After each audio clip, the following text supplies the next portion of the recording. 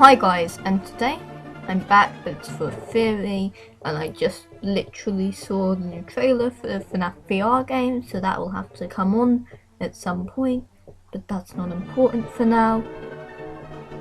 And it kind of did confirm what I was thinking anyway, because it said it's based on the old FNAF games, but it's also including some new aspects, and that's basically what I thought would be happening. And so my theory was, I didn't disagree with game theory or Dorco in the slightest over them merged together and all sorts of crazy things. My thing was, it would be answering the little questions we have. Like, how did Bonnie lose his face? Who are the technicians who died in Sister Location? Why does the camera in the kitchen not work? Because that's the thing, we've just accepted the fact that the kitchen in the the kitchen in FNAF 1, camera doesn't work, but it has audio when none of the other cameras do. Someone had to go in and physically put that microphone up so we'd be able to hear it. I mean, these people in VR, they made some poor life decisions, but we're gonna ignore that. And then I spent quite a while trying to figure out what the writing was. It took me about half an hour, and then lo and behold, who pops up in my suggested game theory with what it actually is. And the other image is Ennett, from what I can remember. And like I said, I'm not contesting either of that. These guys have been doing this for longer than I have. I mean, they've been on the Earth longer than I have, so that's the thing. So Dorco's thing was they're all fleshing together to make one game, and that makes perfect sense to me. Perfectly fine. So we figured out it's Lolbit, Freddy, and all of that. It's like not trust the bosses. So I don't disagree that those are the technicians. But is it going to have been one of those guys that took off Bonnie's face? Because I know the old animatronics are kept and used for parts. I can get you taking off an arm of Bonnie or the hands of Chica if you needed the robotic parts.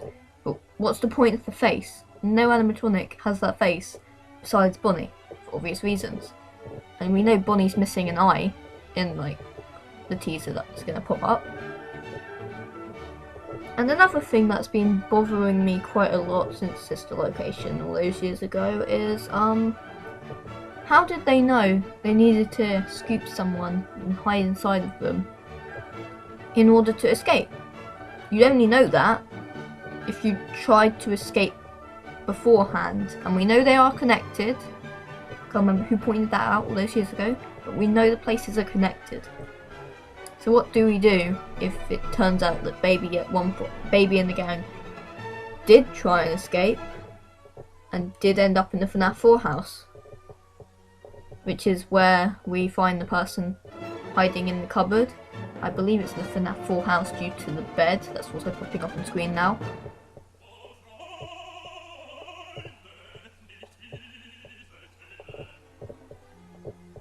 And so we know Baby and Ennett can't exist at the same time, so it's probably going to be a logical time frame. But besides FNAF 4, we don't really know what went down in the first location. So unless these two guys are going to be veterans of FNAF, shall we say? Because they are saying remember Jeremy, so you two were responsible for Jeremy's death. Really doesn't help. But what if they were some of the original guys walking around in those, monitoring the spring locks? Meaning, if somebody did put on a suit and die of spring lock failure, was it their job to set up the spring locks? But that's my thing. I feel like the little things that are all going to be answered and added to the new VR game on PS4,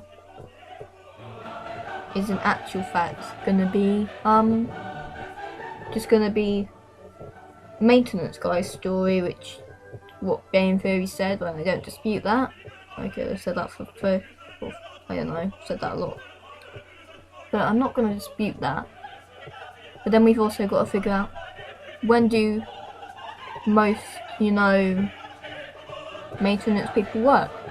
They either come in the morning, before the customers come in, or they come in the evening, after the customers coming in.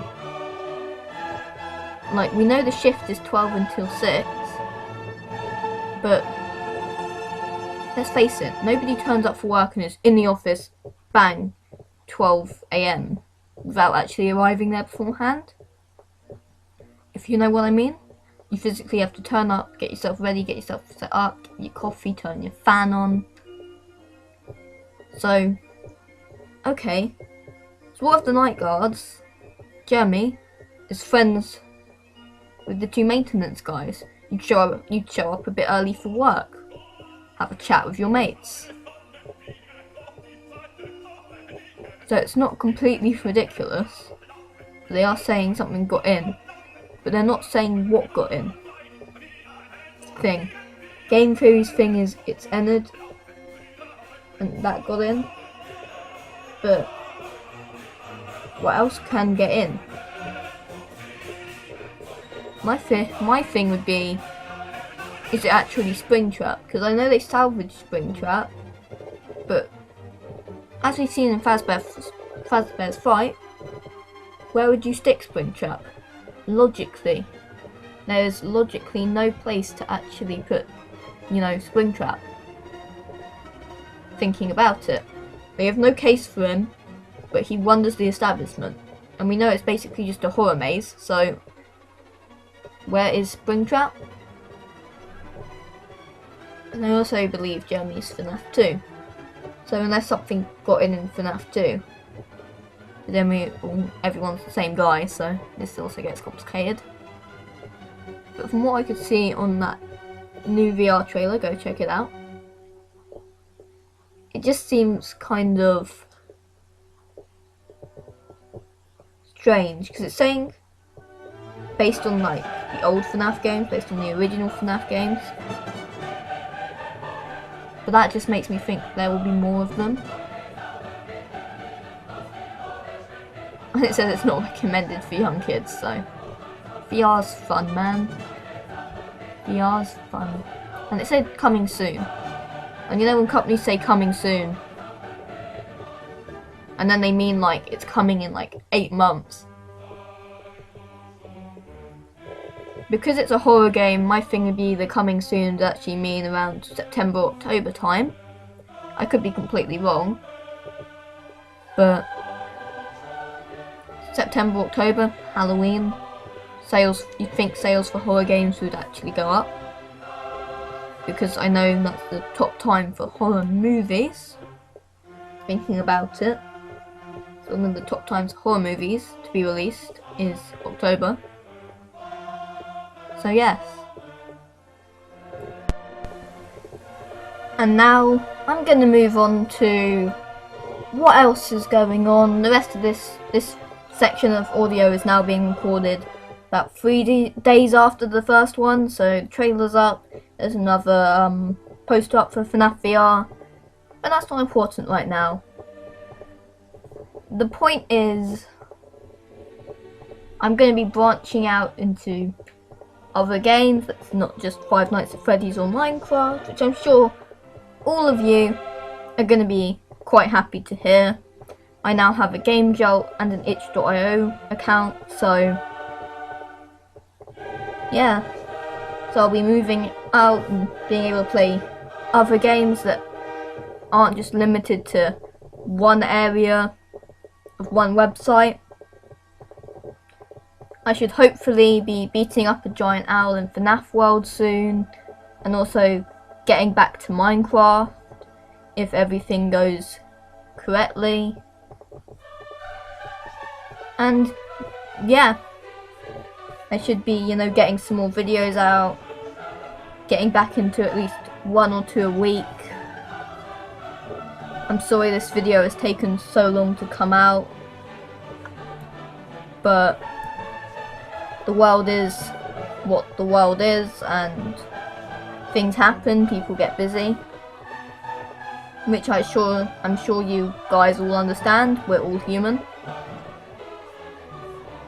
And as you can see on screen, this is just me leveling up for FNAF World.